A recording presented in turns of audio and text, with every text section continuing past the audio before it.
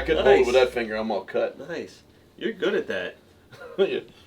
So I got to hold it with this Where'd you finger, learn how to play the cigar box guitar? Is that what this is? We're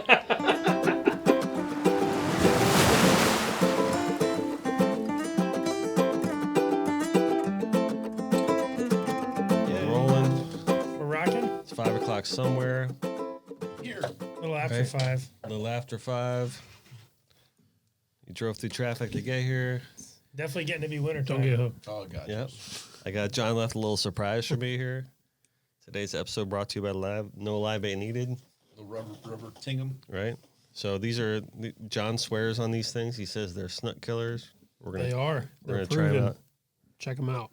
Yep. We're going to try them out. So. You know what else kills snook? Pilchards and sardines, finger mullets and big mullets. They do too, and also guys that know how to catch them. All right.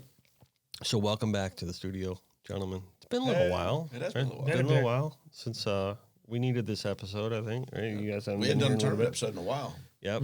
Damn sharks. been all took over shark. everything. Yeah, we've been talking about all sharks. We haven't talked about tournaments. We haven't talked about anything like that. So we're going to try to do a heavy focus on tournaments today. Couple things I want to bring up before we get started. Number one, we're drinking Papa's Pilar today. So I want to remind everyone to soaked never be a ice. spectator, and Delicious rum. and we're going to have a good time doing that today. And before we get into tournaments, I want to talk about something that got unveiled this past weekend by our good friends at Sea Vee. Their brand new 45. Right? Beautiful vessel that we all checked out. And you got to fish on it yesterday. More run it, but But you were out in the open with it. I've never put a hook in the water, but I didn't. played. You just kind of ran around, yeah. Yeah. So, and when I was there on Saturday, brought the family up there to Palm Beach and got to jump on it, and kids got to play around on it, and that thing's just massively huge and gorgeous and beautiful, and I was blown away. No doubt. We missed you guys by like 5 minutes. Yeah, we just left to go to lunch. Yeah, and I just saw the van pull up. What happened is I texted Joey, and then he's like, "Oh no, we just left." So it's all So good. Joey's back though. He's not hiding anymore. Nope, he came back when the kids went back to school. Nice. Brick and mortar, so he's back. Yeah, nice. So, you want to talk about the 45 a little bit? It's big. It's bad. It's got the coolest power on it that has ever been built. Those motors are unbelievable, but the ride was just mind-boggling, dude. It was genuine shitty. Went out of the Port St. Lucie up there. Right. And it was 22, 25 knots straight into a head sea, downright nasty head sea. How big was it? The seas. It was 6 foot and steep. The NOAA, that buoy up there in Fort Pierce, called it 6 foot with that's 4 seconds. 4 seconds? Yeah, Wow. it's literally back to back to back, and it's that old girl just. And the crazy thing is in quad boats, so frequently you're accustomed to hearing the outside motor bark. It just happens. Never once. Boat didn't totally leave the water at all. Period. None. And then I turned it north, and it was it was a big head sea, but it was all wish-washy and funky. There were storms blowing around all over the place, and kind of mostly quarter sea with some weird ones you'd run right into every now and then. I was 35 knots quartering it, going north, and then back south. The wind was mostly off the east, and it was just shocking and surprisingly dry for as hard as that wind was blowing too. It was Really? Every fifth or sixth you'd get down in one pretty good and take some spray, but otherwise it was extremely impressive. Man, that Feels thing's like a big heavy boat. Yeah, that thing's probably got to glide on a flat day. Oh God, Yeah. We have a reasonable day. Yeah. What we were in yesterday was not reasonable by any means, but and then that seakeeper, I got up in the tower and figured, well, I got to see what this thing's like, and running around all over the ocean. It's a game changer. Totally. Yeah. Unfortunately, I'm not going to run it in tournaments. Ray Rocher's going to run it for Ariel in the tournaments. I've got my own boat and people. Right. But I dare say the kidneys would appreciate that seakeeper. It's literally, the thing just hardly moves. I saw when Hunter opened up the deck. It's a big one. It's a Seakeeper 6. Yeah. Yep. They got a generator and everything in there to power it. What's in in the cereal boat? What, 6? 6? Yeah. I think it would take at least that. You guys have a 6 in there too? Yeah. Yeah. Did you get on the Sea Vee? Not in the ocean, but on the dock. Yeah, I love Yeah. the way the layout was amazing. Yeah. That was 5 good. built-in bait wells. Yeah. Yeah, that was impressive. Yeah, that's nice. It Big was a fishing beautiful boat. Beautiful boat. All right. Talking Fin- about going finish in was mid-Atlantic in it, though. Really? Oh, I like that. Yeah, for sure. Really? Nice. Nice. So catch me up. What happened on this last tournament? Who ended up winning the whole Whole kit the caboodle. circuit of it was a Fishman, Living Yeah. water and right? slash. Making Time Living Water won the Yeah. rings. Yep. Bastards. Who came? Did they come in first in that tournament? No. No, the Palm Beach guys did with the Invincible, the 39 quad. Real boat. Synergy? No. That's it. Yeah, Real Synergy. Real Synergy got first. They got second. You got third. Yep. Who got fourth? Did I come in fourth? No, I came in fifth. Oh, we can pull it up. I pretty can't quick. remember who came in fourth, but for me, it was the best fishing I had the whole tournament. Yeah, you guys had a great day. Yeah, the fishing was unbelievable. It was just nonstop. Yep. Unfortunately for us, they Fishman and them caught that wahoo, and it's our second place in that freaking crown. Yeah. I thought Gator 1 was going to take the whole thing, to be honest with the start they had. It's hard. Oh yeah, it's hard Yeah. to do 2 first places, and Yeah. especially the way they do the points nowadays. They were sitting in a very good place, but and it's not nothing against them, but one bad decision, and you're Yeah. playing catch up in a hurry. It's interesting to see that. You say that with the one bad decision, and that kind of speaks to the competition level that fishes in the tournaments. And, you meet season or sailfish season, doesn't matter. I mean, you're going against South Florida. We talk about this all the time. It's like the cream of the crop, man, and you can't make any mistakes. And if you do, you're out. You're out, and that's the thing. We ended up second. There was 4 boats in front of us, 4 or 5 boats in front of us going into that thing that all Yep. could have. And there was 2 bites. There was a bite off of say Jupiter, like Lost Street of Jupiter or somewhere there, and then Fort Pierce. And the boats that went to Fort Pierce, there was only one little pocket where they caught fish, and everybody else that went up there kind of got shut out.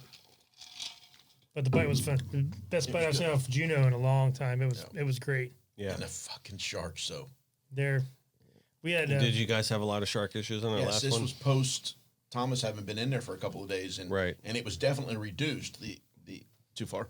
Yeah, a little too bad. Yeah. The activity was reduced by a bunch, but they were still a nightmare. We managed was it a 44. Yeah, 47 was the last event there just the other day, but a 44 and change in that one. And the crazy thing is, it was a tough condition for the way I like to fish. A lot of the guys were slow trolling. I despise it, so I want to drift. But the wind wasn't blowing very hard at all, and we struggled keeping a kite up away from the boat. It would fly with helium, no problem, but it was straight up over us a lot. But more than anything, our flatline side, if you're not pulling on them, the baits are swimming back at you a bunch, and we were getting bit above the leader a bunch and all kinds of mess. Well, on this one, Steele holds our big bait, long flatline, in his hand, and I think I just got bit, and it went bad, whatever, so he's winding it down. And for the most part, when it's like that, I'm pitching spinners, and Jimmy's pitching spinners. We're just trying to keep bait swimming out clean.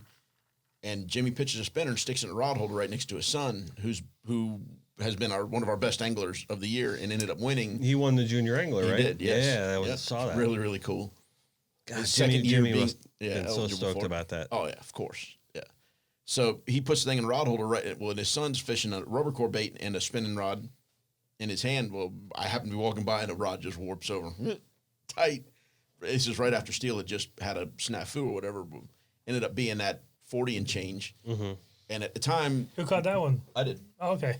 Deggs had casted a spinner right when Jimmy had, and he gets tight, and we got a 30-pounder racing across the surface back there with 4 sharks hot on it, and my fish is going south fast. Mm-hmm. Well, it's a nice one, but this one feels really good too. Sorry, Rob. Yeah, you're screwed. And Jason Dean, man, fire him up. Let's go. We're dragging all our mess behind us and punch it. And I've learned, and maybe it's a mistake saying it, maybe it isn't, who knows, but I don't care which way you go, punch it fast. So our fish was going south, and we punched it southwest fast. Mm-hmm. And literally, I'm fighting a bow in the line. The fish is way the hell off and gone over here, but trying to pull that bow through the water. Just get away from that activity and let them, and we're chucking bonitas out the whole time, stay there. And then ended up catching the fish clean and didn't have a shark on it, fortunately, where we lost 5 or 6 others to them. It's insane you got to go through We do the that. same thing. Yep. We hook it.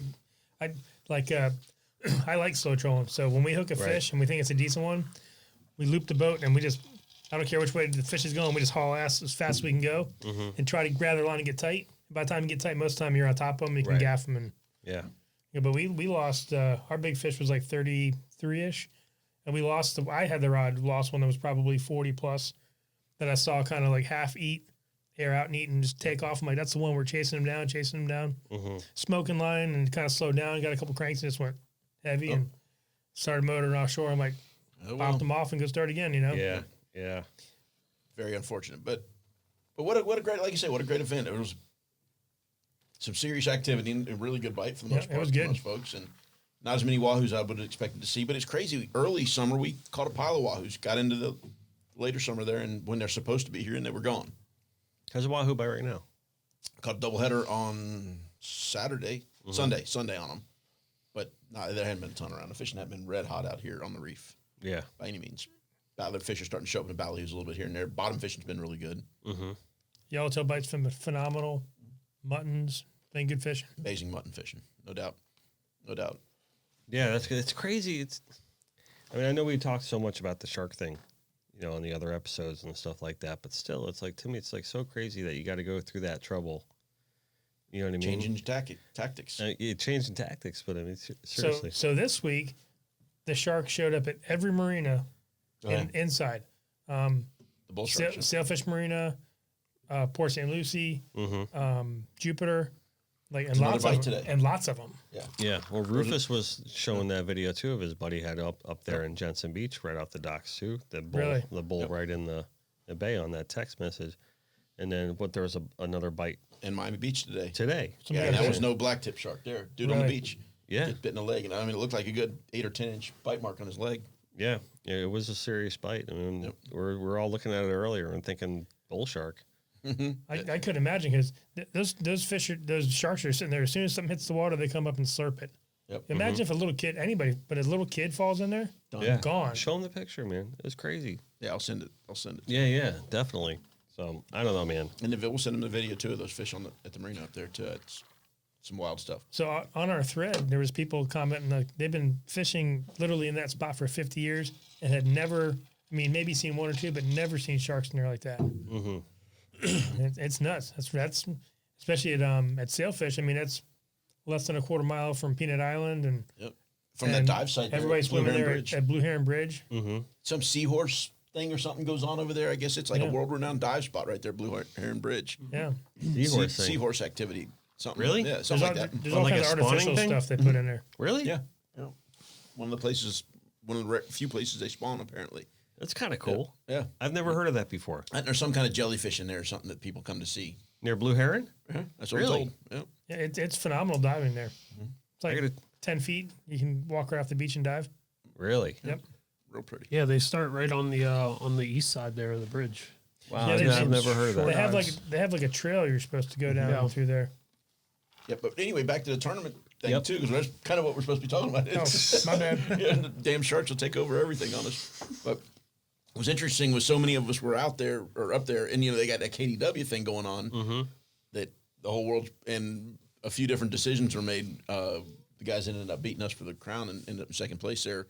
Decided to go straight to Lake Worth Pier, wahoo fish for a while, and we'd talk about the Chase and Tails thing? No, this is Jamie's last event there. The KDW, that one. Yeah. Gotcha. Calcutta. So you're talking about a different tournament. So fishermen and the living water guys there, making time guys, they went to Lake Worth Pier, caught a wahoo, and then went offshore. Well, with that tower on that boat, I got no doubt, go offshore, I'm going to catch some dolphin, and we found several weirs there and only managed to catch one of them, but we made the big loop off of Jupiter there, and it happened to be the day that, the mahis were moving great. It was slick, calm, and we come across 4 or 5 different schools and could have crushed it and got bit on a 14 and change pounder pretty quick, and then had another one chase a bait to the boat, eat it, and puke.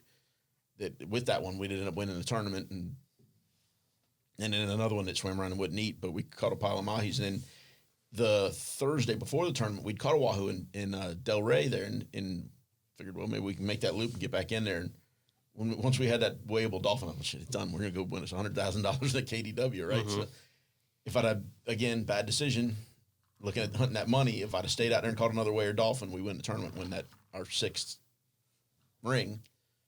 But, man, there's something about the... If you would have won that tournament, you would have taken the entire thing. If we'd gotten second place, we'd have taken the entire thing. Yeah. We were tied with Living Water going into that one on the points. Oh yeah. That's what I'm saying, dude. That's so 5. We won it 5 times and 4 second places in the last 19 years. Mm-hmm. So I'm kind of proud of that, but also I know it's it's tough for me to say congratulations because I know you're like if you ain't first, you're last attitude kind of. So, but I got a congratulations. couple seconds and some thirds. Yeah, dude, it's a hard thing to win. Hard. It's a really, really hard thing to win. yeah, you just got to be like ultimately consistent. Yep, make good decisions. And then I always even go back to last year where Slob City did so great. Yep. And then Carl had that Had the engine problem. well, it wasn't an engine problem. I mean the scoop through problem boat. on his yeah, live well. and Yep. you never know, man. Yep. No You doubt. got to be on top of your game all the time. But Yeah. I did the same thing. I looped offshore. We found all kinds of dolphin, but no weighers for us. Yep. Saw a bunch of little guys, and we came back inshore off of Boynton, and the water was disgusting. Went north to Lake Worth Pier, and the water was a little nicer, and we caught a couple small tunas, and we had a couple cutoffs out there, like 220, 230. So who knows? Yeah. No doubt. So that was what? That was like a month and a half ago. It was August. 2 months. August. 2 months ago, right? Yep. So what's the mahi bite been like now? Is it completely like? Is it been okay really for good. you guys? Yeah. It's really good. Really, really good. It's not just Because I know we're talking about some of the mahi numbers like lately have been a little. Well, I've been doing a lot of research on that too, and if we want to get into that, we can. Well, we can. I mean, I think it matters with the tournament talk because I mean, with all the meat tournaments and stuff like that. So, but being on this council, I've probably had I think it was a CCA and somebody else got together and decided, the group down in the Keys, the Charter Boat Association, decided they want to make a major press. It's an issue. It's a major issue. The mahi fishing is. Right. I mean, it's how these guys make their living, and it's part of how I make my living, part of how Skip does. And Yep. it'd be nice to have good dolphin fishing again. Well, being on the council, I get to see all the numbers, who's catching what. Well, of the 100% pot, call it 10 pounds just to make it easy, or 100 pounds would make it easier. For the U.S., the commercial sector gets 6 pounds of that 100 pounds. So the recreational sector gets the 94 pounds. So for the recreational sector to attack the commercial sector on how many fish they're taking is ludicrous. Well, that's what the CCA and here's the thing: of that 6 pounds, the last few years, since 2015, the commercial sector has only been catching about 4 of them. So again, once I started doing the research and realizing now the way they do it, I think it should be tweaked a little bit, because in a year of high abundance, the rod and reel guys and us down here the rod and reel guys down here in the commercial sector get screwed because the longliners are going to whack that entire quota long before they get a chance. These guys get a chance to touch it. So I would like to see some trip limits on the longline fishery up there, just to avoid that ever happening again like it did in 2015. But the recreational sector needs to back off. There's no doubt about it, and that's for hire. That's charter boat guys and regular rod and reel recreational guys. The 10 fish per person, 60 fish per boat. It's just too much. It's way too much. And really, on the recreational side, if you're not on a for hire trip, it's more than 60 fish. Legally, it doesn't matter how many. You got 10 guys, you can kill 100 of the things. That's stupid. That's wasteful and unnecessary. But all those numbers, the U.S. total quota, or the total fish caught in the recreational is estimated, doesn't even come close to what Venezuela is doing, doesn't even come close to what Barbados is doing, right. Dominican Republic. I mean, they're Dominican Republic and Barbados are 1 million pounds a year. And the Venezuela is, and this is just what what they're saying they're doing, is 2.5 million pounds. Mm-hmm. Wow. Yeah. Yeah. And the U.S. doesn't touch 1 million pounds. Wow. And I assure you, we got a lot more boats hitting the water chasing those things in a year than they do combined. Sure. And they grow so fast. I mean, there's no reason for to see like gaffer mahis just like not, I mean, they're gone, right? I mean, not totally. Not gone. I mean, but come on, you're it's not like seeing it used to anyone be. bringing up big bulls like we used to. No, no doubt. There's definitely an issue, a major, major issue. But again, international issues, where the U.S. takes a pound, we get killed because we live under such strict regulation, and the rest of the world just doesn't. Yeah, it's bullshit, dude. That's when I always kind of laugh when they always want to put even more regulation. No, I believe in but what it's the we right talk thing to about. do. No, but I believe in it's the right thing to do. Exactly. That's almost about to say. Like I believe in what you always say too about, the boat limits and the 10 per person and all that stuff like that's got to be reduced. I mean, Really, I mean, do you really? I mean, I don't need 10 mahi for me. Stuff in your personally, freezer in Florida is stupid. I mean, I don't know. I mean, are you experiencing a lot with the Fish City, like with a lot of like mahi catches on there? Or? You know, we don't catch a lot of mahi. Not a lot, right? We catch them in the wintertime. Like when it blows northeast, we get that northeast, and they're coming in on the edge. We'll catch quite a few then. Mm-hmm. But we haven't caught them the last few years. Like we used to always run a little, peanuts and stuff in on the reef in like April, May. Mm-hmm. We haven't had it the last couple of years. No, our spring fishery has been terrible. Yeah. Dolphin fishing, terrible these last few years. But the fall fishery has been really good. Like August, September, October.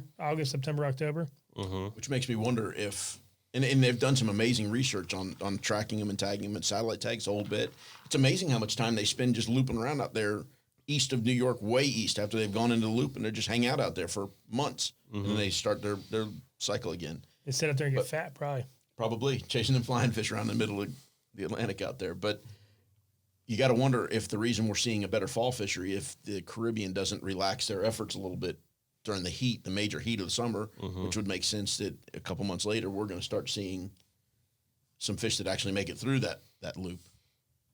Because it's well known that there are some ice issues and fish care issues that go on in the Caribbean, and in the heat of the summer it makes it that much harder. Yeah. So perhaps they realize we better back off right now because we're not taking care of this stuff. There's no market value. I mean, I'd love to see, the regulations get better and, the mahi, obviously the gap for mahis, because you'd love to see in tournaments, because we're talking about today, that's the reason we brought it up. You'd love to see mahi being part of that tournament talk, because really everyone's just trying to go for kingfish now, because it's almost like there's no hope even like worrying about mahi fishing too much. I for tournaments. remember back in kind of like the luck of the draw now. In the heyday of the rodeo, I remember guys were winning the rodeo, going offshore, coming back with, because you could catch pretty much whatever you wanted. They'd come back with like 12, 15 big dolphin, like 15, 20-pound dolphin, and win the whole thing. Yeah. I mean, I remember, that's a great point about the rodeo. You remember the old days of fishing the rodeo. Not even that long ago. It was before I was playing in them, but big-ass bulls. 15, 18 years ago. And I remember Whistling Dixie. It was more than that. I think it was the boat called Whistling Dixie. I remember he would go out every year and catch like a boat full of big dolphins. Skip, you're older than that. It was more than that. Maybe 20 my years. first rodeo in 2001. So maybe 20 or whatever. Ain't nobody won. There's been one tournament won on dolphin, and since I've gotten involved in these meat tournaments around here, and I wasn't fishing it, but my neighbor Ruben Sakaris, they're Screaming Reels, they call the boat, fished a tournament out of Lighthouse Point Yacht Club up there, and caught a big bull and Caught a 50 or something like that. Yeah, a 50 and like 2 or 3 15, 18-pound cows on that. Gus was fishing with him. Yeah. Oh, was Or it? Brandon. Yeah. Did you see him on the podcast when he came I with the watched Plays it. Game? I was listening to it. I didn't watch it, but I made him wear the banana suit. good old Gus. Those guys came in hot and drunk, man. That's the how they roll. I mean, you just ask John over there. that was the weirdest podcast we've ever done. I fished a pelagic tournament with them. Did you? And I was really, really sick. Like this was right at the beginning stages of the COVID stuff. So I may have had it. I was just like out of it, dead to the world. I was like totally out of it. And we almost won the tournament still. Mm-hmm. But these guys were going hard and going heavy. And like halfway through the day, I'm like, got my head back. I'm like, what the hell am I doing here? I'm dying. I'm like, oh my God, I'm dying. And I was so out of it. I had all this medicine stuff and I put it in my rig bag, right? So I opened my rig bag and I'm like, I can't believe it. I forgot my medicine, right? So CJ's like, I got some Tylenol or Advil. I'm like, all right. So I took some Tylenol. We get back to the dock. Now it's like 10 o'clock at night because we had to wait for the awards in Palm Beach. We drive home. I open my rig bag, and the other end, here's all my medicine. I'm like, you gotta be kidding me. I've been dying all day. Oh, Yeah, man, that was an interesting podcast to say the least. Go hard. I mean, I'm in here, and they did an afternoon podcast because right off the bat, they're like, we want to drink, so we want to do it late in the day. Like a month ahead of time, they said this. Oh boy. Yeah, I'm like, all right. So come to find out, after the podcast, they had full on like gone the Bonefish match for the afternoon. Like They went to the bone, dude. They primed themselves to come into the studio. So Always. Good stuff. it was fun. So They had some success in tournaments this year too, though. they did all right, and they said He may they have were the been best looking fourth. team out there. Bullshit. No. I'm the prettiest bastard that does this. No, they didn't fish the last tournament. No? Trying to think. They came, didn't fish the last one. No, they came in 10th and maybe the first one or second one. It reminds me of the first two events. We had two fish weighed 9.9. Either one of those two ways, we win that guy. That's gosh darn ring. I'm telling you, it's like you're talking about, like, you've never seen, like, with the rodeo with the mahi winning the tournament. I'm not talking about them winning the tournament. I'm just talking about them being relevant in a bag. I mean, it's been a while because they're not really relevant in the bag right now. Like, you might get you'll get the occasional mahi, but they're not like totally macking random. up. The only time I remember when Tucker caught two real big ones on the reef. That was in Jamie's June tournament. Probably 18 years ago. It was a while ago. It was a while ago. 2007, I think. Passed in 2010. But now in Jamie's tournament, he's got that Show Me the Mahi series, or Calcutta, and it's normally like 15-pound dolphin. Or if you catch two weighers, you're gonna win it. Back in that's the crazy thing. When we first started, I just got my conch. May was always a bunch of big dolphins. There used to be the bobsled tournament, and we had 2 30s and a 40-pounder in that thing fishing the reef, and a few tunas, and the kings weren't. We were fishing the steeple there, and the kings running around, and I think they were the only 3 dolphin that were weighed. Everybody else went up north and were king fishing. Yep. Really? In May. Yeah. Hey, John, how big was that mahi that was caught in the Swordfish Mayhem? It wasn't that big either. It was only like 15 pounds. Yeah, wasn't 15. It? Yeah. And I think it was the only one. It was the only one that got weighed that tournament. Yeah. Yeah. Wow. But what's crazy is it's still right around Fowey. We had a couple charters that brought us down there, and the dolphin fishing was really impressive. Caught some nice fish. And, dude, JD on the LNH, I bet they've caught 10, 30-plus pounders this year. Now, granted, he's fishing a lot, but... Right. It's like they get to Miami and they make it whoop. They're like... or go poof and disappear. I mean, it's wild. Yeah. Wow. But there's not enough of them to... No. Not like it used to No, be. I mean, for the Keys guys to be struggling the way they are to find big slammers and is odd. 3 or 4 years ago, it keeps popping up in my Facebook memories. It was like the end of August into September. I fished like 30 some days in a row, dolphin fishing. Well, that was 15. It was 15? unbelievable. It was. I'd never seen anything like it. I was like, every trip out, somewhere between 700 and 900 feet, you would get into school and there would be all you wanted of 10 Nice to fishers, 15 pounders with a few 30s mixed in. It was amazing.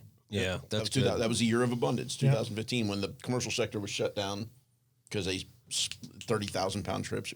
What am I doing now? No, commercial sector was shut down. Yes, because of it was the big year of abundance. And, There you go. And as it turns out, the recreational sector went way beyond what they were supposed to have estimated. Yeah.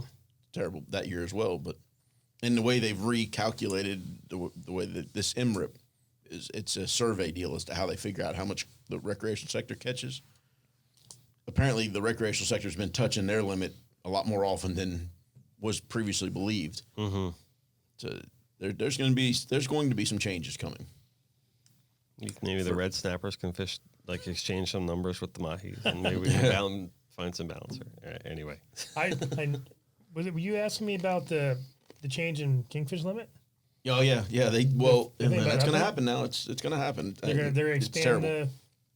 But I think it's just going to be a temporary thing. I hope. I really, really hope.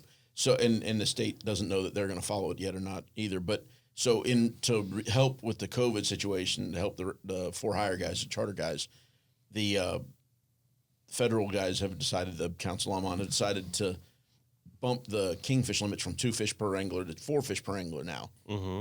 And my immediate argument they're going to bump it? Yeah, they're going to give you 2 more fish. Nobody's buying a charter to kill kingfish. 2 more kingfish. Yeah, I was going to say. Yeah, we're going backwards here, guys. We have a stable, solid fishery right now. Traeger grills behind that law? I mean. There you go. Good. Come on. Quick. Yeah, I don't get it at all. And I think it'll just be a temporary thing, I hope. But it's going to happen for at least 6 months that it'll be a 4 fish. And there's a few guys that actually would like to see that. A few guys in Palm Beach would like to see it. I don't know why. People don't want that much kingfish. What are you going to do with it? Yeah, it's yeah. Keep them out there. They're more valuable alive swimming around than they are dead, getting thrown in the garbage can. But even that year of abundance in 15, like the first week of that fish, it was going crazy. It was like limit. I went like 8 or 10 trips in a row where it was limits of 20, 30, 40. After I'm like, all right, guys, we don't need this many fish. No. We go like 15, 18 fish. That's plenty for everybody, Especially with the size that they were. Yeah, at they were that nice time. fish. They were all gaffers, no flippers. That's good though. I mean, it's Yeah. God. See, I'm still stopping at 15. Will not. And I had a fish. We ended up, it was madness, whatever. The guys were baiting their own hooks, which I try to avoid. One, I don't want my people getting hooked or anything like that, but I don't want a freaking dolphin coming over the rail so quick. I don't want a less than 20 incher in the boat. Right. Two, I don't You want to go lose beyond track. 15. Yeah. Yeah. Next thing I look in there, we got 22 fish. Oh, shit. Yep. I was planning on stretching this dolphin fishing out for the whole day. And Yep. There we I'm go. not Day's risking it. over. Heading in early. Yeah, we went in and played on the reef and hardly got another bite. And the size limit thing too is something That's a bit of a that mess, boggles me because Yeah. you can't say you got a fish that's very close to 20 inches. You can't grab them, unhook them, measure them, and throw them back and expect that fish to live. Especially Right. They're I floating. think dolphin have a better chance than kingfish. Kingfish, no way. No chance. Yeah, they're done. Right. But even dolphin don't. Their release mortality is so high. And that's the crazy thing. North Carolina doesn't have a minimum size limit. Really? Come on. And they're fighting hard not Really? to reduce their recreational limits. They want the rest of the area. Sure, go ahead. Y'all do it, but we're not going to. I'm not having Because that. their charter people come from wherever they come from, middle of the country. They're going one time for a year. They're going to go catch their 60 dolphin, fill the Yep. freezer, and go home. And then throw them away when they're going back the next year. Yeah. Yeah, it's a mess. Yeah, there's a lot of dolphins stuck in the freezer there. See, for a I while. would love to see him totally go away from size limits on that. Totally. Anything pelagic like that, because they all die. And all these emails I'm getting, a bunch of them want to go up to 24 inches. It's the wrong way to go, guys. Yep. Most of them listen when I say it's a mistake. I think there shouldn't be a size limit on dolphin. No, It might force reduce the people to bag say, limit. all right, I only get to keep 10 of these things, 12, 15, 20, whatever, which is going to be a lot more than that. But pull up to school and they're all small. Hey, look at a pretty fish. Go on. Right. Leave them alone. Don't put a hook in them. Right. If you don't put a hook in them, they're definitely going to survive until something eats them. Whereas, if they're down there measuring, catch every one of them, I measure know, every one what of do you them. what are you talking about with 18 inches, between 18 inches and 20 inches in a mahi? What are you talking about, like 2 weeks? And those Yeah, things grow a so few days, fast. yeah. You know what I mean? Yeah, It's like, so what's the difference? You know what I mean? Not much. Yeah. Yep, no doubt. And that's the thing, too. If you're looking at a 20-inch fish today, yeah, in 2 weeks, it's probably going to be a 24, 26-inch fish or whatever. But it's going to be 150 miles north of you Right. and off into the Yep. loop. So, Right. Yeah, exactly. So There it's you go. extending it to 24 inches isn't giving you a bigger fish tomorrow, No. unless somebody down there releases It has to travel all the way around and get back to you to be bigger. Yep. Yep. Second-year fish are generally very big. See, Well, they are very big fish. I think reducing the bag limits is the key. But yeah. Well, the key is reducing the foreign take, Sure. and the only way you're doing it is to reduce the That's- value of the fish to them by Right. reducing the imports, and then if you can somehow manage to limit the Asian market, They're 'cause the they worst, buy aren't it. they? They don't care what it is. They're buying it. If it's a fish, they're buying it. You know, that's another thing. I didn't want to really touch on it too much, but like the whole China influence of the mahi fishery is not helping. either. Fishery, all fisheries. Those Yeah, well, dudes- fishery, but we're talking since we're on the mahi topic. I mean, Yep. but I mean, we should probably get off it. We've been talking about it so much right now, but I don't know. I do want to get caught up on tournaments coming up because one of the things I did. Well, we want still got another one that just went by. I'm proud of. We just won one. Damn it! Let me talk about it. no. I'm just saying. Yeah, absolutely, 100%. But really, what I want to talk about was the event aspect of it too. Yeah, what's gonna happen? You know what I mean? And now I'm kind of looking forward to hopefully things opening up because that's a big part of it too. Yep. You know what I mean? The whole event aspect of the tournaments and stuff like that. But I think the social aspect is probably, I don't say 50%, but it's a lot. Post of it. election, dude. Yeah. I think everything's gonna be you're gonna be fine. So talk about this one you won. Well, we fished Well, two of them. The yeah. charter fishing thing, it's cool. We fished a few more events.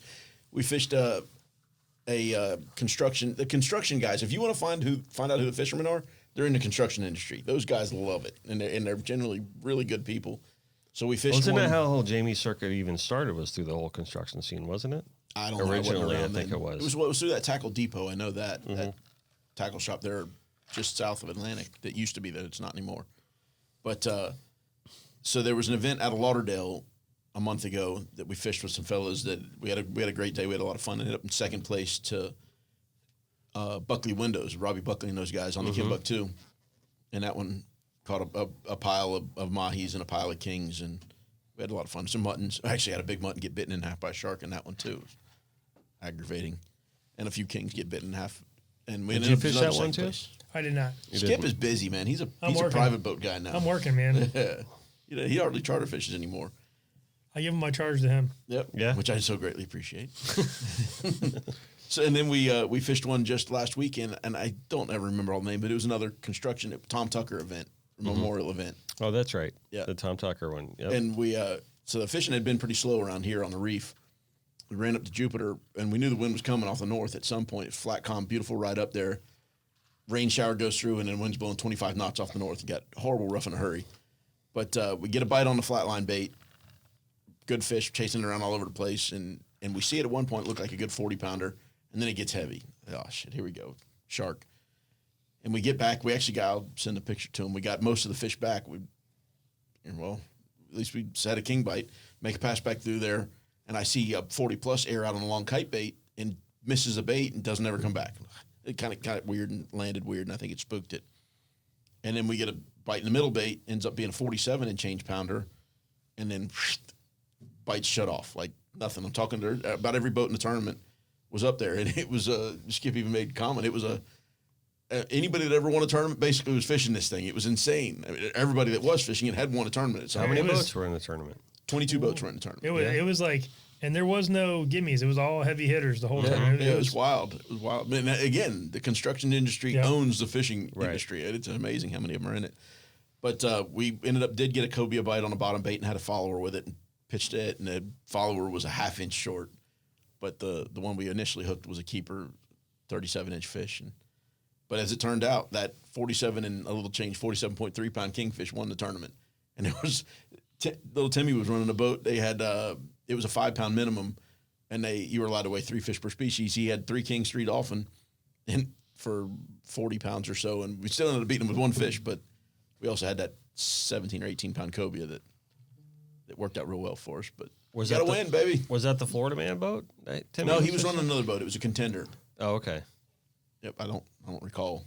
Well, congratulations. Yay! I love winning. I don't give a damn. I want to win, baby. I love a win. I'll give it $1 or $1 million. Yeah, but he had your boy on the boat there too. The shark.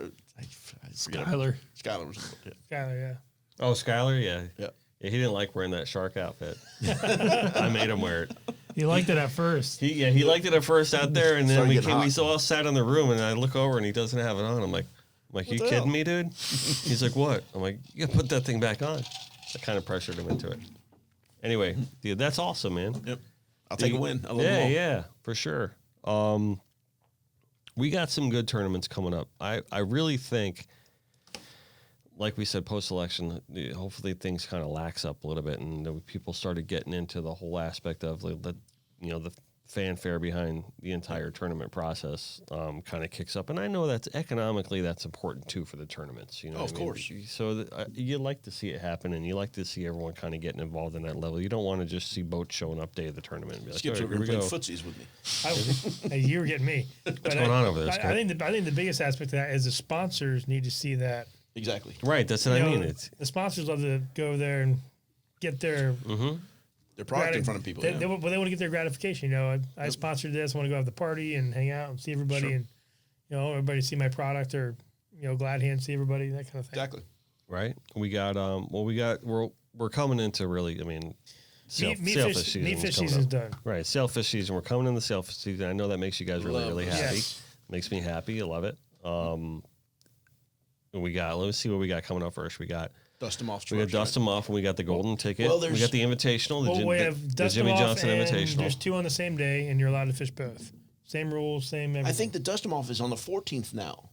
I thought it was on like the 9th originally with that other charity cancer sailfish tournament. all right. So with Joe's tournament, Joe Finarelli's putting on the American Cancer But I thought it was Benefit on to the Fish same for the day Cure. as the dust them So off. did I. It's not. It's a week not. apart. November 7th. Okay. It is that tournament. So maybe they split them up on purpose, Yeah, but then there's also that meat fish tournament out of that local tackle shop that's kingfish. It may just be a kingfish. Oh, tournament. that's the OAPB Kingfish the big dog or Challenge. something.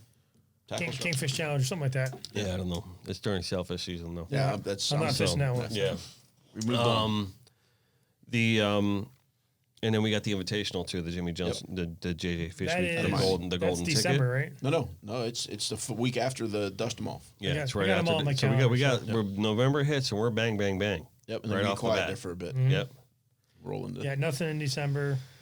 Then January. which kind of gets works out for again. me now. I used to like getting to fish one in December, but now with all the other stuff that's going on, it's nice having that December break there. Yeah, we got the Derby December 8th, Operation Sailfish 15th, 16th, then the Buck, then a break. Then we got the Cove. Yep. Then the Challenge. I haven't put the Cove in there yet. Yeah, and I know Jimmy here as a Johnson. studio, we're going to be involved in a lot of those tournaments. Excellent. Yeah, which we're kind of excited about, and that's that matters to us too with the whole event aspect of it. You just want to see things get back to normal. So much. You know what I mean? It's getting there. It's getting there. It's getting there. But surely. It's getting there. I think everyone's been doing great lately, and I think everybody's just getting fed up with the you know what aggravation of it all.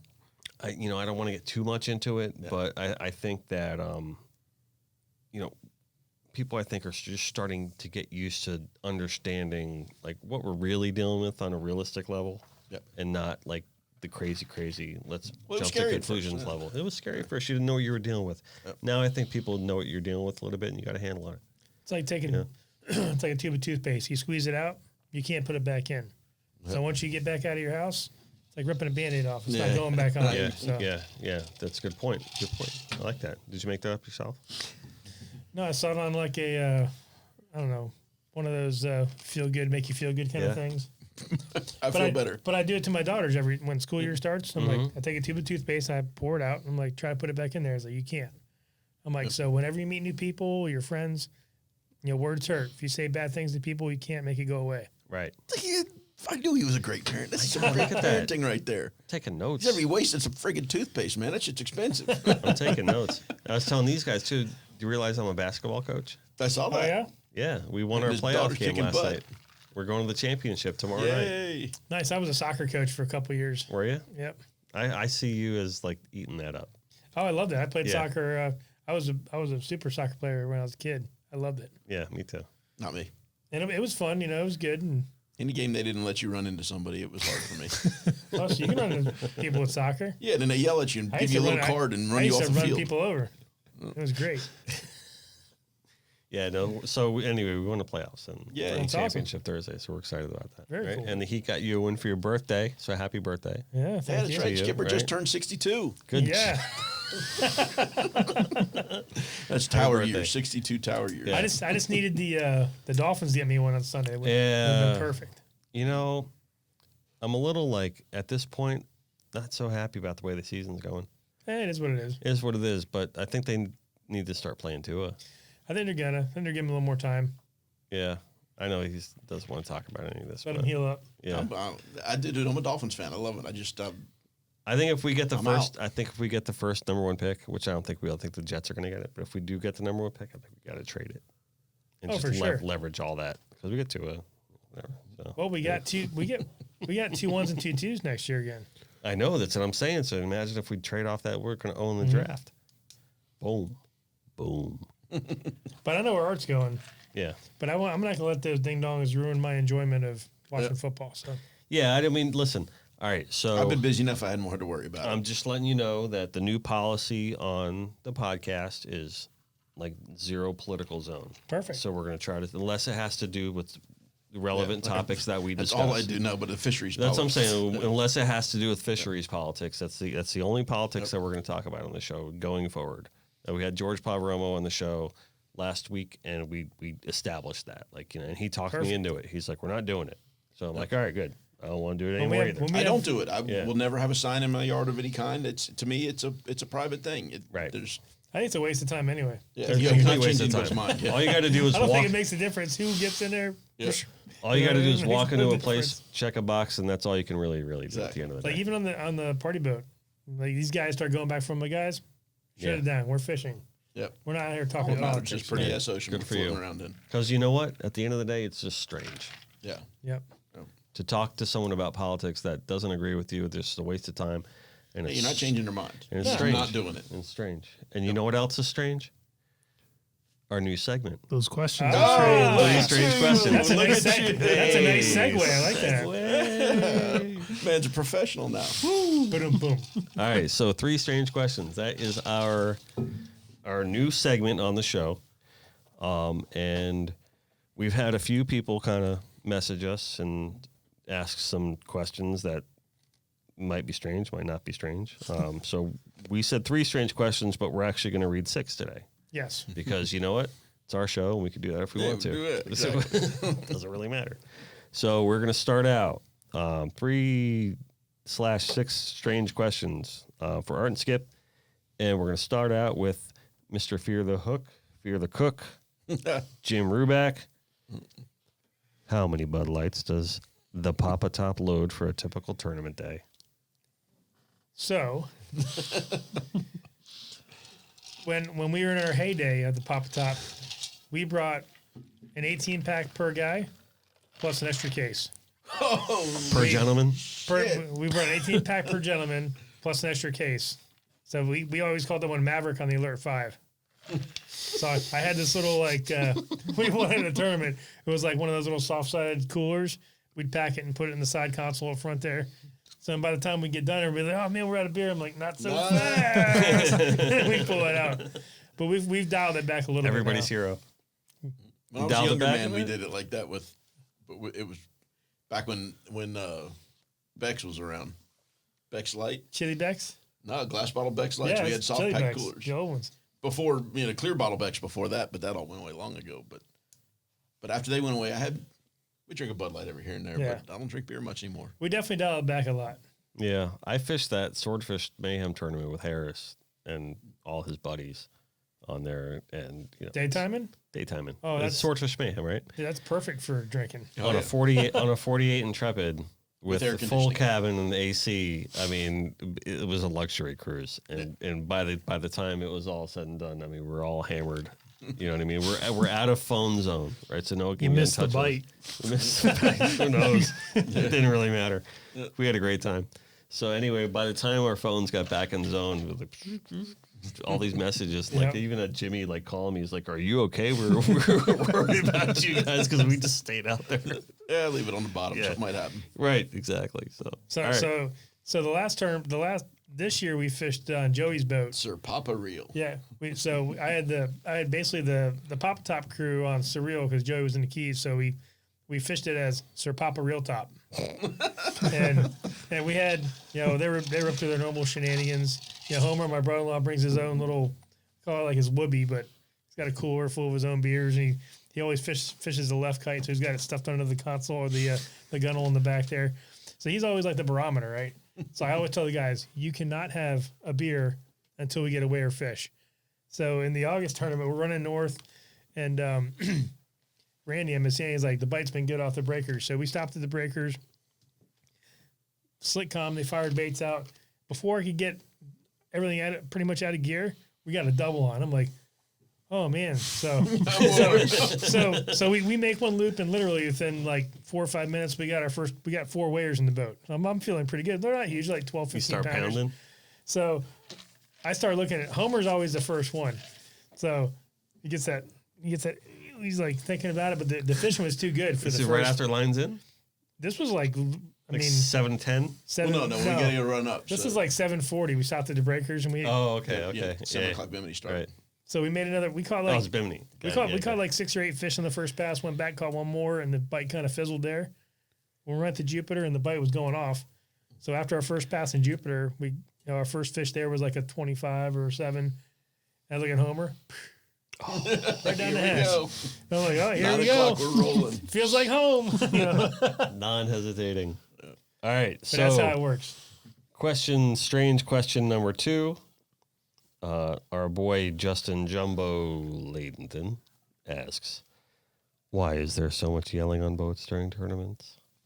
Rule number 1, and I don't know if Skip had it before. He got to play with us, and I miss him. Anyway, if you are yelling, you are losing. That shit's got to get done on the dock. There you go. Communication's crucial. Yelling is a failure. We don't yell. We talk loudly. Like, there he is, but we don't Yeah, yell. yeah. We don't fight. Right. There's no yelling really. No. Yep. If you're I've fighting, it's over. never agreed with that on the boat. Yeah. with No, the yelling aspect of it. There's exciting yelling. There's Sure, that's some different.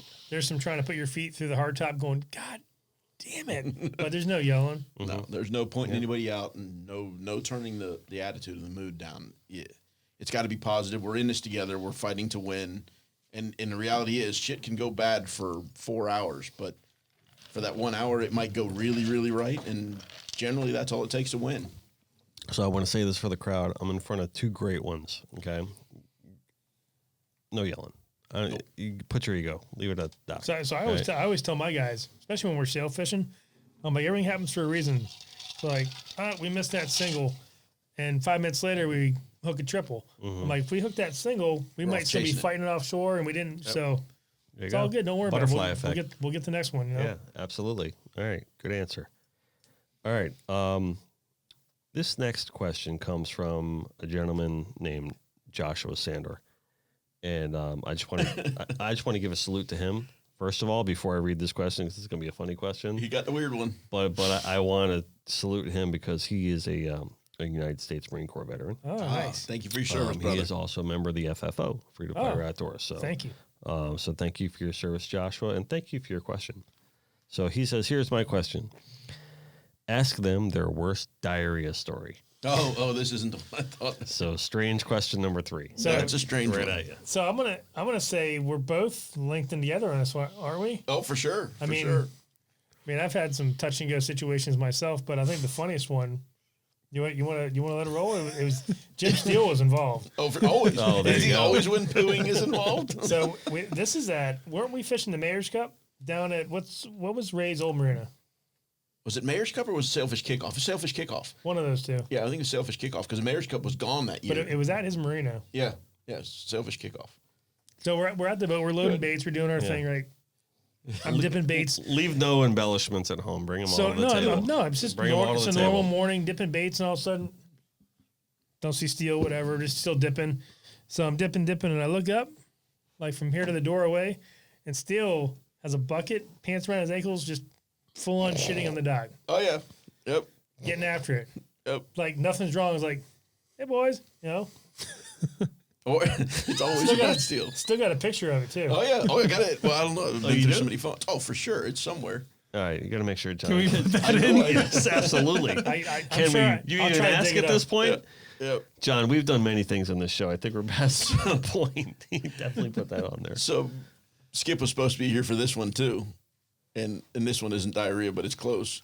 Fished the World Sailfish Championship down in Key West in Jamie's boat 1,000 years ago in his 32, and I had never fished with these guys at all, really, tournament wise, and it was so rough, dude. It's to this day the roughest, and we've fished some horrible rough oceans in tournaments. To this day, the roughest I've ever fished in, and it was so bad I couldn't run a head sea in his 32 Sea Vee to get to. We're 30 miles west of Key West, and an unbelievable bite. I mean, wahoos, tunas, sails. It was unreal. Well, we know that if we didn't win the daily, we're definitely making some money on this daily, first, second, something. But you're so far out there, the radio communication's gone. You don't know. But from talking to everybody, we did real well. We know we have the number that wins the day, but somebody else the roofers may have beaten us on time.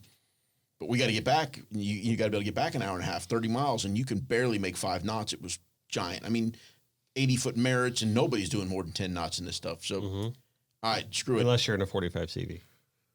I don't know, dude. I mean, Giants. Nobody was running. plug, Yeah, I know. plug, Plug. I get it. plug. But nobody's running this shit. So, but we do have a bit of an advantage. We've in a little boat. I quarter it in this giant mess to the Marquesas, and it takes me like 30 minutes to get from the edge to the Marquesas quartering this stuff. And I get in literally. You look. There's a little bit of a break as you run along the Marquesas Islands to Bahia. Not Bahia Honda. What is that? Something Punta Gorda cut or whatever the hell that cut is between the Marquesas and those other little islands on your way to Key West. So I'm making like 20 knots in that, and I get to that, and it's horrific rough. Well, we're on the time limit here, and we're not making it back. I don't think. I mean, we're talking about $100,000 we're about to go make if we win the daily, and 60 if we're in second. We get through that, and now I'm running in water. I mean, literally, behind the boat, the grass blades are sticking up. You Just trim all the way up. for hauling ash. Well, I've gotten into that shallow water to get calm enough to where we could actually run as I'm running the south side of the islands. And Steele's back there the whole time. Dude, we got to stop. I got to pee. We got to stop. We got to pee. I got to pee. I said, bro, at least $60,000 check. What do you want to do? You see, next thing you see him, Business man. he's covering. I mean, you're in full run-ins. It's so horribly rough. So, I don't know how many times I've done that. When you're just getting pelted, it doesn't matter. crushed. Yeah, Yep. it's gonna wash out anyway. Especially in the wintertime, it's nice and warm. It feels good for a little while. So I hope that was good enough answers for him. My poor bastard. But we ended up winning a $60,000 second place daily, so it was well worth it. Who got it? The roofers? Yep, roofers beat us on time by like minutes. But yeah, Dirty dogs. Yep. All right. And they hopefully that answers your question. So Josh. I went golfing, and they never let me live it down. Oh yeah, dude, tournament. it was with him. We win the event outright because the bites we had, we were so out. It's only 4 lines, but it was so fucking rough. You're crawling. The guys, I'm standing in this. You stand on top of the T-top deal, and I wasn't sure we were staying upright. It was so rough. I mean, it was unbelievable. And the guys are crawling around on the deck, and there was times when we had fish around the boat we just couldn't get baits to. Just guys trying to stay in the boat. It was unbelievable, but great fishing. But everybody was battling that. But we were the smallest boat in the fleet by far. Jim. We need to get Jim in here. We do, desperately. He's such a funny bastard. Oh my god, We talk about him enough on the show. I mean, he's Yep. that's going to be one of those days we're have to lunch before we come in. For sure. All right. So, I don't know if I should. Why not? It's funny. Should I leave it for last? It's a strange question. Which That's one? a You, strange I question. can't remember what the question was though. Chuck All and right. Mr. Nate Klutznick Oh, yes. asks us, have you ever played catch? I'm gonna see if I can find my picture. Hold on. I'll call it with an adult Oh, so toy. this actually happened. Oh yeah. Oh, you weren't in on this one. You weren't here for No, that? the only Oh, it sex happened. toy It I've ever happened played at with at the dock was a Speedo. All right. Have you ever played catch with a sex toy during weigh-in? No. Yes. So here we are. There you go, Nate. I said it. Was this it must have been the May tournament because we didn't fish the June. So I'm sitting there waiting in line. There was no May tournament this year. or June. The June. June tournament. was May. No, July was May. So June was June. So it was a June tournament because we didn't fish July. So I'm sitting there in line waiting. All of a sudden, Thud. thud! I get hit in the side of the head with something. I look down. I'm like, what the hell is that? I pick it up, and I'm holding a pocket.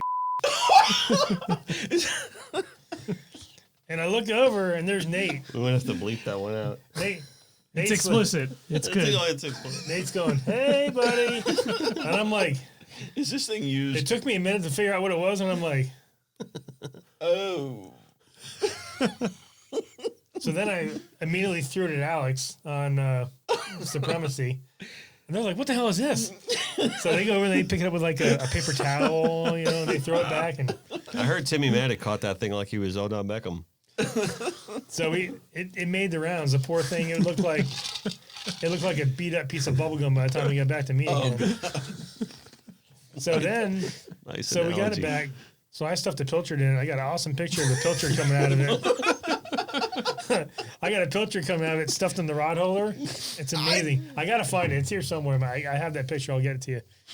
But then I don't know if this thing's that explicit. it was awesome. I mean, I don't know if this podcast is quite that. Oh, it was fun. It was That's interesting. Great. No, don't hold back on account of. So then I asked the question, so so, they, feel so free. they weighed first and left, and then we weighed and we still had it. So we went back and we went by Nate's house and we bonded him in the pool with the pocket device. Pocket device. Oh God, that's great. I had no idea that The any pocket. of that ever happened. How about the pocket self-pleasuring device? I have to tell you. I have to tell you one thing. Nate Klutznick is single-handedly dragging this podcast down to a new level, whether he's here or not. Have you ever fished with Nate? No, the funny thing is, I was supposed to fish with Nate. I was supposed to go swording with Nate, and We don't then want to go swording with Nate.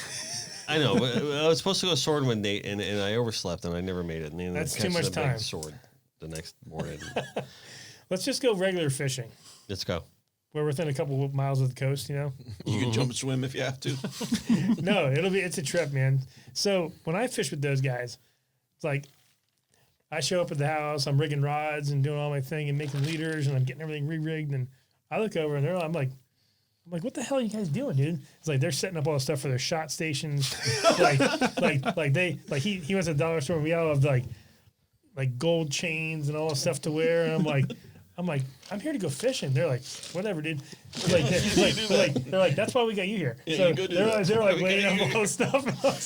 And I was just like, and you gotta picture this. This is like the day before or 2 days before, and I'm like dripping sweat in the garage, and my nose is running, and I'm like, Oh, you're dying. sick day. That's Oh right. my Yeah, gosh, yeah. dying. Yeah. All right. That was right after the Jimmy Johnson, Which one? the one of the Hard Rock, whatever. The last one. Yeah. All right. Yeah. So yes, that was yes was the answer to that question, Nate. Yes. Thank you. That was a lot All of right. fun. So, okay, since this is 3 strange questions and we're on number 5, They're getting better all the time. Jason Gascoigne asks, I don't know why I'm asking this one. Do you wear Lucky underwear? And if so, where can I get a pair? So feel Lucky free. underwear. Yeah, there you go. You want to go to your Speedo story? Yeah, Go they- right they back go to to the your last Speedo question? story. Fish, though. It wasn't a Speedo outfit. This was a Oh. fish. Will you kiss my Speedo? I thought you were talking about like Speedo underwear. My bad. No, not will you. Do you want to? No, I don't wear underwear, so no. All right, there you go. So that was the whole point of the question. We all found out that Art Sapp doesn't wear underwear, I feel better now. right? I feel safer that I have mine on. Right. All right. So that's really As far as what we underwear- were trying to find out. Underwear, no, but I do like. For years, I wore this I called it my lucky shirt. Mm-hmm. It was a SpongeBob shirt that my girls got me. It had a picture of Patrick on the front with a board nailed to his forehead. And I can't remember what it said, but it was just like Patrick with a board nailed to the. And I wore it one time. We were fishing Papa Top, and we won. We won the tournament. So from then on, I wore it, and it got to the point where it was just like wore out. So I would wear it under my Papa Top shirt. That's good. Was that the stuff. August tournament, Four Kings and Oahu? I don't remember. It was one of those. Skylar DeMuth wears a Stronger Together Connected by Water hat, and he's been catching snook like a madman ever since. And he keeps texting me pictures because it's the most amazing lucky hat I've ever seen in my entire life.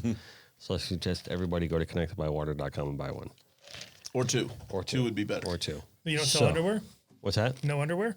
No underwear. We don't have Connected by Water underwear yet. Yet. So, yet. And we will. Big, large boxers with swordfish bills out of the front. Have you seen Highly unlikely that I'll buy one. Have you seen the new underwears? They have like a sack in the bottom Yeah. to hold your boys down. Do they? Oh yeah. Hold them down? Well, they it's I don't know how to explain it. I saw Like an ad suspension for bridge kind of thing? it. Kind of. All right. Interesting. So I'm going to let a little time pass before that last question because this next question comes from one of our younger viewers, which I don't even know if I should even read this question now because I don't even want him watching this episode now. Jonah was with us at the 45 on Saturday. It's all good. His father's going to kill me. No, he's not. He's not allowed to watch this episode now. I'm going to tell you that. I think we're going to read his question. He's in high school. I understand. High school. You know what? His father's not going to kill me. His mother will. I guarantee you that. That's His a mother's distinct gonna find out what possibility. he's Mindy thinking is going to about. Yeah. take me to the woodshed on this episode. You know she is. She's Jimmy going to be won't. mad at me. Jimmy won't. Mindy will. Anyway, Jonah Sorry, Bennett. Mindy. Jonah Bennett, one of the rising stars in the Pompano Beach fishing scene. Right, he certainly is. Who one- actually volunteered and helped out with the Deerfield Junior Anglers Day. Yep. He was there all day with me. Yeah, It's funny, I've which we never- definitely want to get involved with that next year, please. Let's give you Skip's a heads never up. asked me to help out with the kids for some reason. Yeah. You'd have a live out there catching all the runners and I'm not very good with kids. We want to get involved in that next year. Let me know. All right. Anyway, Jonah Bennett. He's a rising star in the Pompano fishing scene. Wonderful junior angler. Knows his stuff. He's highly OCD and very hard-headed, just like his father. He wants to know fishing experiments, trying new things. What was your most successful fishing experiment? Like, you know, am I even paraphrase this and say what was like the most unlikely experiment you had fishing where you had the best result? Lots and lots of experiments. The one I didn't expect to work at all, There you go. There's something like that. Yeah. netted pilchards that we have figured out how to somehow keep alive. And then carried that same tactic over to some sardines that made it, kept them for a month out of the cast net, and then at the same time we were netting those sardines, we netted a bunch of baby goggle eyes that also survived it, which typically a netted bait, you get a day and a half, 2 days, and it's done. It's over. I've got bait in the backyard now for 2 months that were netted baits. Based upon your experiment. Based upon We're not going to experiment. ask you to release what that was. No chance. No Ain't chance. gonna happen. No chance. Sorry, Jonah. We're not going to Yep. tell you the secret. You How know it the happened, secret but it was and an how it happened, experiment but and it it's was an worked. experiment that worked. All right, cool. So those are our 6 of the 3 strange questions we were supposed to ask. Skipper So- got an experiment. He might have one. I mean, I've tried all kinds of crazy stuff on the drift boat, and Oh, there you go. Yeah, sometimes yeah. it works, sometimes it doesn't. Like different rigs, and there's been a few where I don't know we on a lot of the deeper wrecks we're marking all these fish like 50 feet down, 60 feet down. We go out there, we're bombing the baits to the bottom, trying to catch muttons and stuff like that. So like one day all right, let's try it. We're marking fish there, so we put half ounces in everybody, half ounce lead and a liter, and a sardine. So we drift out. We're drifting on this wreck out in like 300 feet. Bite, another bite. Like fighting good. A couple of them are actually pulling drag, crank them up, and up pop all these like 3 and 4 pound yellowtails. We're like, whoa, Yellowtails? yellowtails, yeah, out in like 300 feet of water on top of these wrecks. So that was something that we tried like an experiment, and it worked. Very So cool. now- Duplicate. Yeah, like almost all the deeper wrecks. Yeah, we has there catch been, yellowtails on them now. Yeah, So I got another interesting one. Why not? Since we're doing this stuff, we were in the Ocean Master, so it would have been before 2002, and braided line was, for us at least, fairly new. And I had just a standard pin 50 with braided line on it, sword fishing, and hadn't a big moon night and hadn't had a bite, and everybody's sleeping on the deck, and I'm fiddling around. When I got this 50, I maybe had like a 32 ounce lead or something, and we used a telephone wire, and I brought a live bait on there, and I put the telephone wire to that 32 ounce lead through the eye, and just like one wrap, and I'm dumping it, and I get like 3/4 of spool out, and I yank the thing off. The lead, and it pops right off. Oh, that's great. Instant bite. Catch a tiny, you had this giant stainless hook on this thing, and this tiny little swordfish between the eyes, threw it stone dead. Shit, I can't believe it. Well, I had every bit of 1,000, maybe 1,400 foot of line out, and we're fishing in 1,600 foot of water. It's out in the canyons? Just right up front, right here. Right up front. Yeah, right up front of Port Everglades. Yeah. Here. I don't remember exactly where I was, but interesting. So whatever, we trying to get him flipping the boat, we run back, do the same thing. And at the time, it was, of all things, Speedos that I had. I brought a little Speedo on there, and I had another 32, and I'm dropping. I get like halfway into the spool, and the lead fell off. The next thing I know, the thing warps over and tight. Probably 800 foot of line out. And we catch a 240 pound swordfish. Like, well, damn, this might work. Never did it again. Never. Never once did it again. Really? Yeah. But, and obviously we know what people are doing on the bottom long, forever since then, but Right. might be something to go out there and play with and try again. It was an interesting experiment that worked twice in one night, and I've never done it again. That was actually a good, straightforward question with a strange answer, to be honest with you. That was a All very right. good question. Cool, guys. And- Let's pick a winner. Oh, Right. dude. Somebody throwing a freaking sex toy back and forth from a boat is a home run. All right. My vote. I'm cool with that. So the pelagic guy wins the connected by water He's- prize he's pack. like- So, he can buy his own prize pack. right. So yeah, we're gonna give the prize pack to Jonah, but Nate, Perfect. you I won. would say, how about you just tell me one and we'll give it to Jonah? Yeah, Exactly. we're gonna give it to Jonah, but Exactly. yeah, Nate, We make our own rules around here, damn it. You're the winner that gave Jonah the prize pack. Yep. So cool. Congratulations. both of you. Congratulations.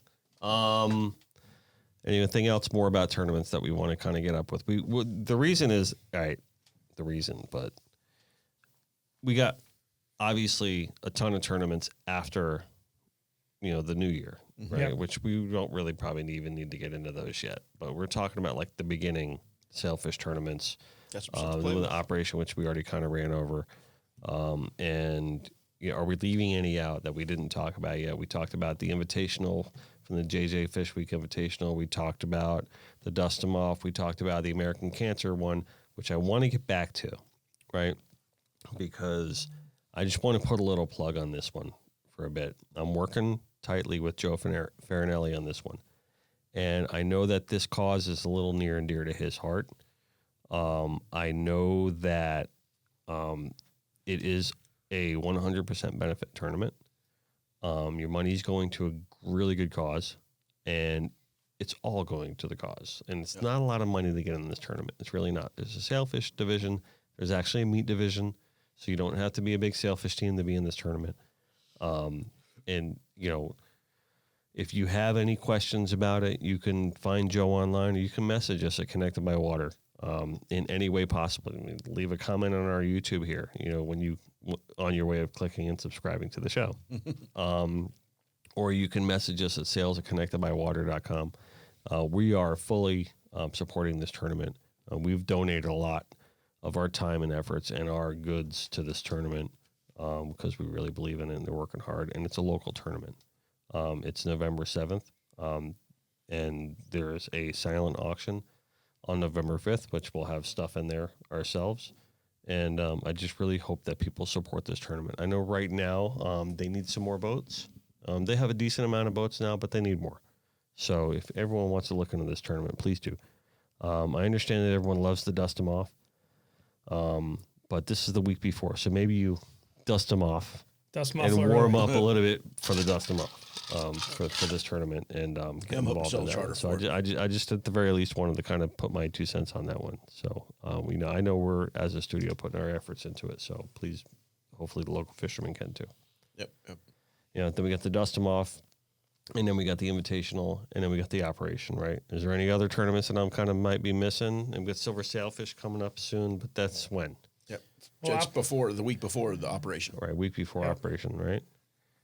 And then I know we're doing obviously we're doing the Jimmy Johnson again this year as a studio, but we're also the artist and the apparel company for the IGFA Light Tackle Tournament, which is back in full swing again. They are doing good. Yep. When is that this year? Now you have a date? I do have a date. I think it's February. I got to see though with the exact date. I got so many dates in my head with all these different projects that we got going on. They did it in January last year, didn't they? I don't remember. It might be January.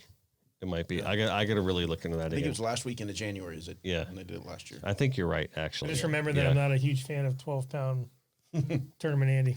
Yeah, it's a big tournament, though. It's got to be tournament line. Oh, yeah. Yeah. Oh, boy. They give you the line. It's IGFA. I'm fine with IGFA. Yeah, I know, but they're IGFA and it's the light tackle tournament. IGFA is line and manufacturer stated. It doesn't have to be tournament line. That tournament line's garbage. No, I'm saying it's actually the IGFA's tournament. Yeah, so they gave you the line. Yep. Oh yeah. We fished down Southern Run and we were like 4 for A bunch. It's a tough one. we were actually like breaking fish off, feeding them through the clips, and It's tough. it was tough. Yeah, it's a tough one. So, and we got some good ones coming up. Anything else you guys want to recap before we? Looking forward to getting into the billfish Yeah. season. I can't wait. Yeah. Yep. Yeah, looking. I love it forward all, to but sailfish season is my favorite. Oh yeah. Yeah, I mean, it's really truly a sport. Tim Maddock Yeah. told me 10 years ago, said, man, it's going to go one or two ways for you. You're going to get into the sailfish stuff and get totally addicted, and it happened, and I did. And you're going to disregard that meatfish stuff, and I'm so upset with myself for having done it. But you can do both. It just takes a lot of effort. It's a lot of work. Yeah. And it's year-round work. It used to be that with the meatfish stuff, you busted your balls aside from normal life work, for 3 months, and then it was over. Now it's year-round. Yep. Try to keep up with this stuff. John, you got any tournaments you got coming up you think you want to bring up? Any of that Wahoo stuff going to happen this year? Yeah. As bring far up as Jimmy's? yeah, we're gonna host it at Big Game this year, Okay. November Is it a big game? 16th that weekend. Which tournament's that? The Wahoo Mayhem. The Wahoo Okay. Mayhem. Yep. Yep. And I I think got that's the same weekend as the Dust 'em Off, isn't it? No, that's the same weekend as maybe the Invitational. November 7th, At the 6th, 7th. 16th. 7th isn't. the Dust 'em Off, 7th the is the Fish for the Cure. Yeah. Oh, okay. Yeah, you're right. You're right. November- You're right. You're right. This is the same weekend as Dust 'em Off, right? So I have to check, but I think it's the 12th through the 15th. Yep, same weekend. Yep, same Okay. weekend. And since you brought up the Thank God. construction guys, You had a good time last year. And beat Always up. that way in those damn tournaments, dude. you brought up the construction guys. I'm fishing a little backcountry tournament with Bernard. Yep. Yeah, they down in the Right. Keys, right? Yep, I'm fishing that with him. Come November Yeah, my also. guys will be in that one. The little backcountry tournament. So I'm actually staying at Bernard's house down there and fishing with him, and Nice. I usually do every year with him. So Nice. yeah, that's going to be a fun one. That's all the construction guys get into that, and they do the Allen Roundabout Country Tournament, and we do the artwork for that one as well. Very cool. Seems like lately there's not a tournament we're not doing the artwork for, but Sweet. cool, awesome.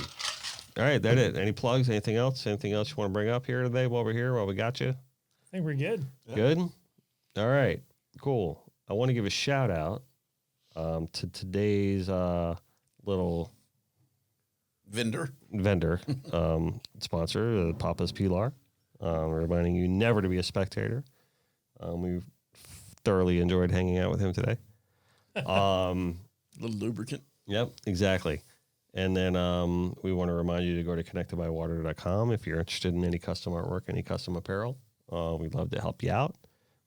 Visit our shop online for some cool stuff, some cool artwork, decorate your house, whatever you need to do. And I want to say that if you are in the market for a new vehicle, My lease is almost up. Ready to go again. right, All right. I keep reminding Art about that. Is it up? Is it almost up? Almost. Like 3 months or something. There you go. There you go. It's not too early to start talking, figuring out what you're going to need. I don't work that far in advance. So I just go in there, hook a brother up. all right. What do I need? We remind you that the most fabulous place to buy a Ram truck is Joey Accardi Chrysler Dodge Jeep Absolutely. Ram in Pompano Beach, Florida, right off Federal Highway, Just south of the house. just south of the house. And then, if you need a Jeep, they got those too. You need a Chrysler, they got those too. You like those Hemis, you got those SVT Chargers and Challengers. Those things are just sick and badass. They go super fast. I drove one for a week. It was, Did you really? Oh, man. Did you really? So fast. How was it? It was great, but I need a truck. Yeah, but I mean, that was a nice toy to have for a little Oh, while. it was right? great. Yeah, that's cool. And then I want to remind you too, if you ever get hungry and you find yourself on Lighthouse Point off Federal Highway, Hit the in rub between Sample and 10th, you could just stop off at Papa's and get yourself some food and get yourself some raw bar. You sample something off the Connected by Water sushi bar, right? So we got all that going on. We're going to be in the barrel room Wednesday night. Are you really? With who? Surreal. Having our team meeting for the first of the year. Really? Is your artist invited to that party? I want to crash the party too. I don't know. I mean, I'm the artist of the team. I mean, the artist should be. They put a limit how many people can go in there, isn't there? I think so, but I mean, Our team's like 27 people. your artist should be invited to the barrel room. I'm party. fine with that. Bring it. All right. I'll be there. What time? I don't know, actually. We'll talk about that offline. All right. And so do that and go to Papa's. Check it out. I don't need to talk about Papa's. Everyone knows how amazing it is. And that's it. Right? We don't want to plug any more things. And John wants you to watch Miami play Clemson this weekend. Yeah, we're gonna Yes. find out Right. how good Miami is. We'll Yeah, see. We'll find out. I can't wait. I'm excited about that game. Yeah, me we'll too. find out. That'll be I one to probably watch. won't sleep on Friday. Right? We'll find out. And then After they pounded Florida State. listen, you guys got to remember. Pounded. You guys have to remember. I don't ever want you to forget. Okay, I don't ever want you to forget that even though we did get pounded, I still give you guys full credit and mention this. I'm being a good fan and being a good fan. Okay, You are being a good sport. I'm being a good sport about the whole thing. Congratulations, University of Miami Hurricanes. They deserve everything they got there right now. So, all right, that's it. Yay. Yay. All right, your ego is not your amigo. Always do your best and let God do the rest, no matter where we are. Don't always forget that. No matter where, or no matter what we're doing, we're always connected by water. We are. That rum got to me. Pretty blue water, hopefully. Amen.